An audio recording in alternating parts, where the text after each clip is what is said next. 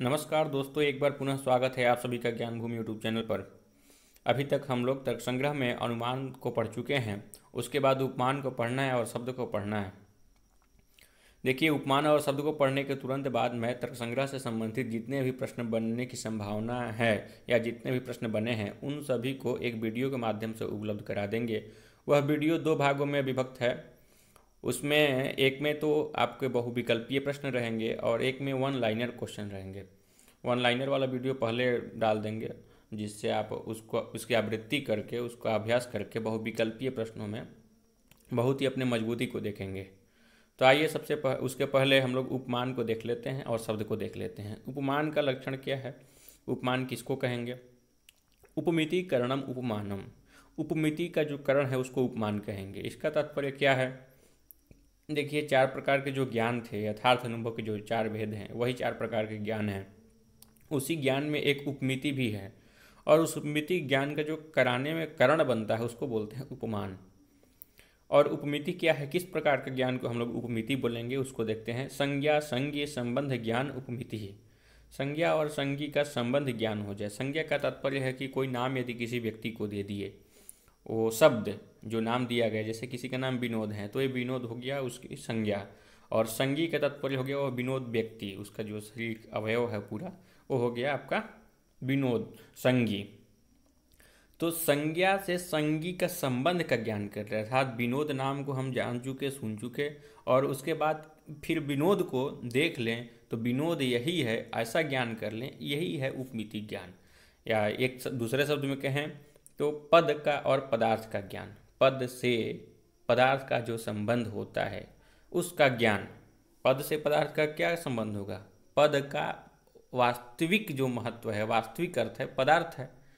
तो पद से पदार्थ का जो संबंध है उसको जान लें, यही है उपमिति। और उपमिति में करण सादृश्य ज्ञान है। अभी ऊपर बोला उपमान है और इधर बोला तत्करणम सादृश्य ज्ञानम, तो उपमान भी होता है जो, उसी को सादृश्य ज्ञान बोलते हैं, क्योंकि उपमान में भी सादृश्यता ही रहती है। और इसको देखेंगे नीचे वाले पंक्ति से और इसको क्लियर करेंगे कि सादृश्य ज्ञान कैसे करण है। आइए देखते हैं। तथा ही कश्चिद गवयव शब्दार्थम अजानन कुतश्चिद आरण्यक पुरुषाद गो सदृशो गवय इति श्रुत्वा वनम गतो वाक्यार्थम स्मरण गो सदृशम पिंडम पश्यति तदनंतरम असौ अयम गवय शब्दवाच्यम इत्युपमिति उत्पद्यते। देखिए, कोई व्यक्ति है जो गवयव अर्थात नील गाय को नहीं जानता है, गवय को नहीं जानता है, और वो किसी बनवासी पुरुष से ये सुनता है कि गवय कैसा आखिर दिखता है, उसका क्या स्वरूप है, कैसा शरीर होता है। तो उसी बात का यहाँ जिक्र करके उदाहरण के रूप में दिए हैं और इसी से हम लोग समझ जाएंगे सादृश्य ज्ञान किस प्रकार से उपमिति का हेतु बनता है। कश्चिद गवय शब्दार्थम अजानन, कोई व्यक्ति है जो गवय शब्द का अर्थ नहीं जानता। शब्द तो जानता है, उसका गवय शब्द का अर्थ नहीं जानता है, अर्थात गवय शब्द से किसको बोधित करेंगे, किसको जानेंगे, ये चीज़ उसको पता नहीं है। तो क्या होता है उसके साथ? कुतश्चित आरण्यक पुरुषात, किसी आरण्यक पुरुष मतलब वनवासी पुरुष से यह सुनता है, गो सदृशो गवय, गाय के सदृश ही गवय होता है, होती है। ठीक, इति श्रुत्वा, इस प्रकार सुन लेता है कि गाय के जैसी ही नील गाय होती है। सुनकर कहाँ जाता है? वनम गतो, वन को जाता है। वाक्यार्थम स्मरण, और इसी वाक्य के अर्थ को स्मरण करता है, अर्थात गो सदृशो गवय, इसी वाक्य के अर्थ का स्मरण करता है। और स्मरण करता हुआ गो सदृशम पिंडम पश्यति, गाय के सदृश एक पिंड को देखता है। जब गाय सदृश पिंड को देखता है तो उसी समय वो अर्थ का स्मरण करता है, गो सदृशो गवय, इस वाक्य का उसको अर्थ का स्मरण होता है। और जब स्मरण होता है तो क्या निष्कर्ष निकालता है? तदनंतरम असौ अयम गवय शब्दवाच्यम, उसके बाद वह निश्चित करता है कि यही जो है गवय शब्दवाच्य है, क्योंकि उस व्यक्ति ने मुझे बताया था कि गाय के सदृश ही नील गाय होती है, और ये तो जैसा बताया था गाय के सदृश ही है लगभग, लेकिन गाय नहीं है, गाय के सदृश है। तो यही है गवय शब्द का अर्थ, यही है पदार्थ। गवय यदि पद है तो उसका पदार्थ क्या है? जो वहाँ पर देख रहा है वो व्यक्ति वन में जाकर देखा, जो नहीं जानता था गवय के अर्थ को। तो इससे जो ज्ञान की उत्पत्ति हुई वही है उपमिति ज्ञान। तो यहाँ पर देखिए सादृश्य ज्ञान करण बना, क्योंकि गाय के सदृश नील गाय, तो सादृश्य ज्ञान करण बना। तो उपमिति में जो है क्या, सादृश्य ज्ञान करण है, या उपमान लिखा होगा या सादृश्य ज्ञान लिखा होगा, दोनों का मतलब एक ही है। आगे हम देखते हैं शब्द को। शब्द प्रमाण है, जिससे हम प्रमा को करें वो प्रमाण है, तो शब्द से भी हम प्रमा करते हैं। तो आप्तवाक्यम शब्द, ये शब्द का लक्षण है। आप्तवाक्यम शब्द, आप्तवाक्य जो है वो शब्द है। आप्त किसको बोलेंगे, आप्तस्तु यथार्थ वक्ता। आप्त तो उसी को बोलेंगे जो यथार्थवादी हो, अर्थात जो वास्तविक बातों को कहने वाला हो, घुमा फिरा कर, उल्टा, मिथ्या, संशय युक्त ऐसे बातों को न कहकर वास्तविक बातों को जो कहने वाला हो, उसी को हम बोलेंगे आप्त। यथार्थ वक्ता हो गया आपका आप्त।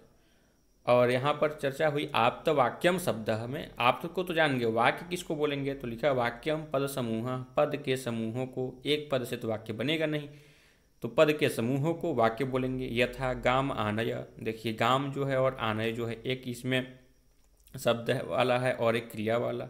गाय को लाओ, एक सुबंत है एक तिंगंत है, तो दो पद का यहाँ पर संयुक्त रूप से प्रयोग हुआ, तो एक वाक्य बना गाम आनय, गाय को ले आइए, ऐसा वाक्य बना। और वाक्यार्थ निकला कि जो गाम शब्द का अर्थ है ऐसे किसी पदार्थ को ले आया जाए।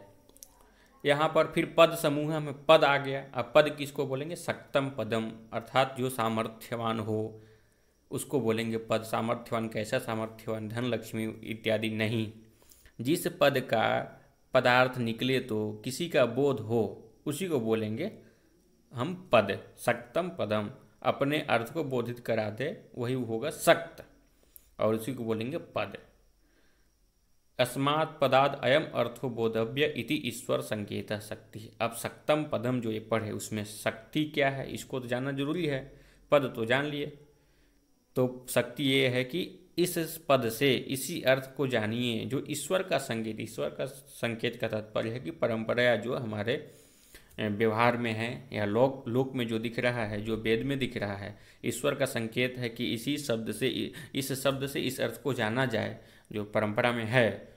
इस प्रकार का जो अर्थ को बोध करा दे उसी को बोलते हैं पद। और उस पद से यही अर्थ निकले जो ईश्वर का संकेत है, यह है आपकी शक्ति। अस्मात् पदात् अयम अर्थो बोधव्य इति ईश्वर संकेतः शक्ति ही। तो बहुत आसान है, याद एकदम एक बार में पढ़ेंगे तो याद हो जाएगा। शब्द, सबसे पहले शब्द आया आप्त वाक्यम शब्द। अब इस परिभाषा में दो शब्द आ गया, आप्त और वाक्य। आप्त क्या है और वाक्य क्या है, तो आप्त हो गया आपका आप्तस्तु यथार्थ वक्ता। वाक्य क्या होगा, वाक्यम पद समूह। उदाहरण वाक्य क्या होगा, गाम आनय। फिर पद समूह में पद आ गया, पद किसको बोलेंगे, सक्तम पदम।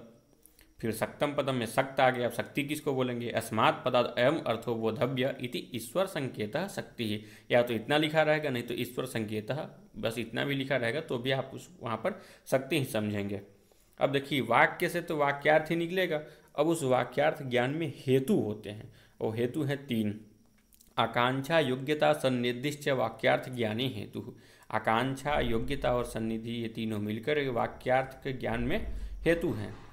आकांक्षा किसको बोलेंगे, इसको देखते हैं। आकांक्षा, आकांक्षा है पदस्य पदांतर व्यतिरेक प्रयुक्त अन्वय अननुभावकत्व। आकांक्षा पदस्य पदांतर व्यतिरेक, पद के बाद दूसरे पद का जब अभाव हो और अभाव होने से अन्वय की उत्पत्ति न हो।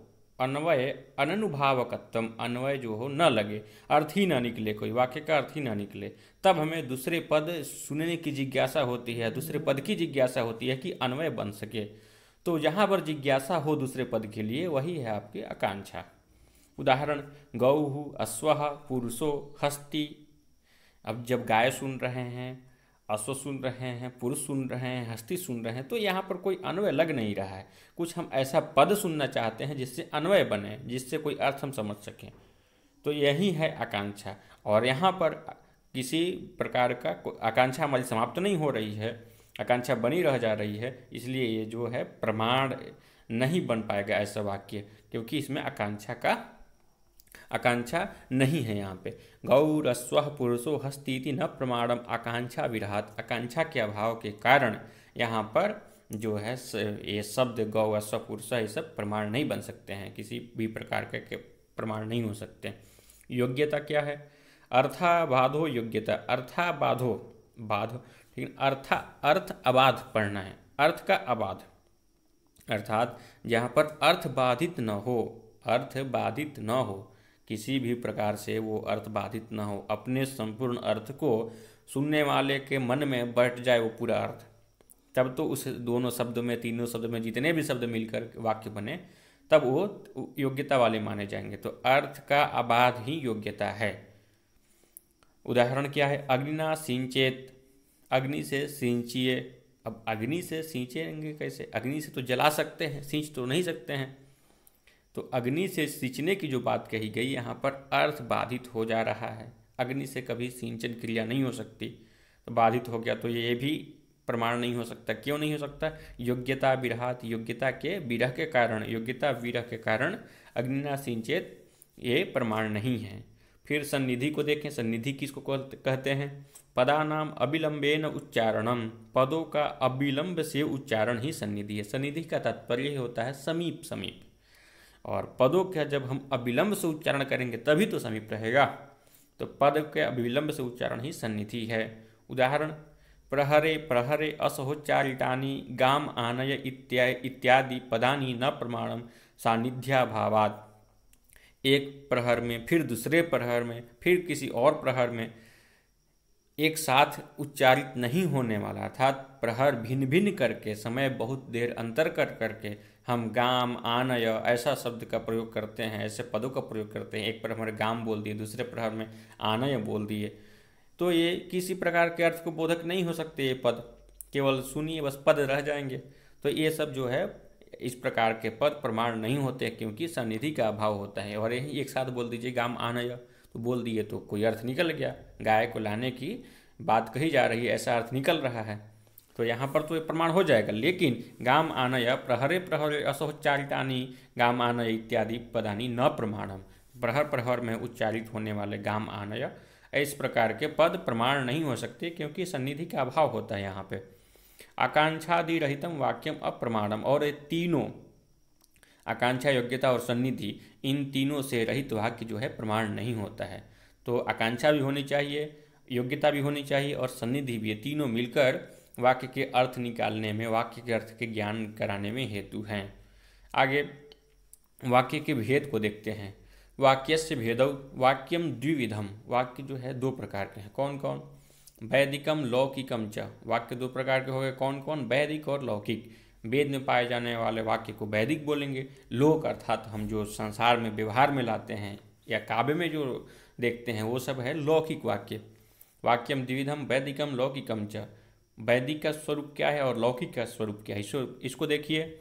वैदिकम ईश्वरोक्तत्वात्, ईश्वरोक्तत्वात् सर्वमेव प्रमाणम, ईश्वर से उक्त होने के कारण वैदिक वाक्य तो सब वैदिक वाक्य प्रमाण हैं, क्योंकि ईश्वर से उक्त है। अब मंत्र तो ऋषि लोग देखे थे, उसके निर्माणकर्ता तो ईश्वर ही हैं, ईश्वर के द्वारा प्रदत्त हैं, ऋषि ने उनको देखा, ऋषि व मंत्र दृष्टारः। तो ईश्वर से उक्त होने के कारण संपूर्ण वैदिक वाक्य प्रमाण माना जा सकता है। एक एक वैदिक वाक्य, एक एक पद उसका प्रमाण है।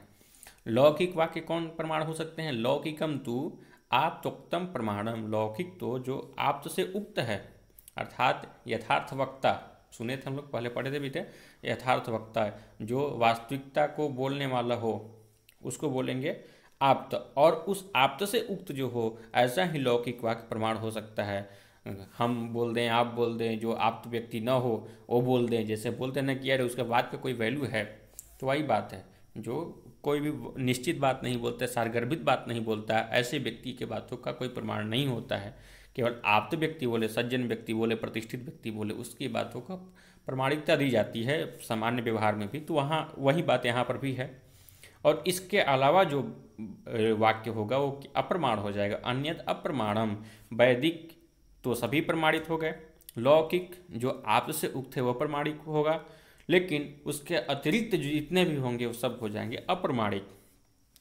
वाक्यार्थ ज्ञानम शब्द ज्ञानम तत्करणम तु शब्दः, वाक्यार्थ ज्ञानम शब्द ज्ञानम, वाक्य के अर्थ को जानना ही शाब्द ज्ञान है। शब्द तो एक प्रकार का ज्ञान है। शब्द ज्ञान क्या है? वाक्य के अर्थ को जानना, वाक्य के अर्थ को जानना ही शब्द ज्ञान है। और उस शब्द ज्ञान में कर्ण होता है शब्द, क्योंकि शब्द से ही तो हम उसके शब्दार्थ को जानते हैं, वही शब्द ज्ञान है। इस प्रकार से हम लोग अनुभव की जो 4 भेद पढ़े थे, सबसे पहले प्रत्यक्ष, अनुमिति, उपमिति और शब्द, तो आज वही शब्द यहाँ पर समाप्त कर रहे हैं।